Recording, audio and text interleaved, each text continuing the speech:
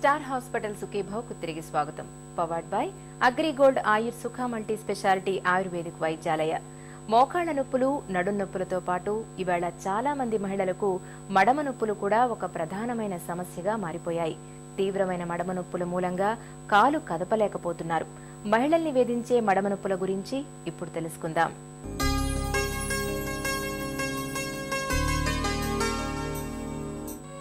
అమ్మ కావటం మాటల కందని అనిర్వచనీయమైన అనుభూతి.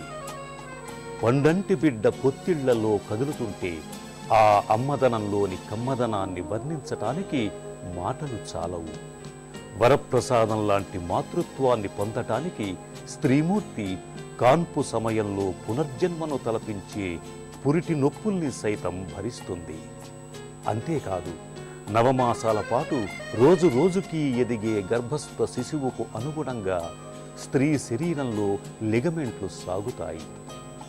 గర్భాశయం పెరుగుదలకు అనుగుణంగా 9 నెలల పాటు ముఖ్యంగా వెన్నుముక ఎంతో ఒత్తిడిని తట్టుకుంటుంది. ఈ సర్దుబాటు ఒత్తిళ్ల ఫలితం నడుము నొప్పి రూపంలో మహిళల్ని జీవిత పర్యంతం వేధిస్తూనే ఉంటుంది.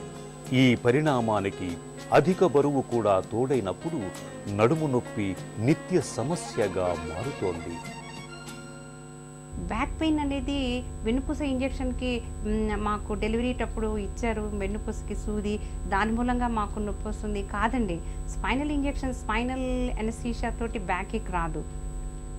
బ్యాక్ ఏక్ అనేది మెయిన్గా obesity and lifting heavy weights, అంటే బరువులు ఎత్తడం, కింద పదే పదే కూర్చోవటం, కింద నుంచి లెగవటము, ఇలాంటి చర్యలు బ్యాక్ ఏక్కి దోహదం చేస్తాయి.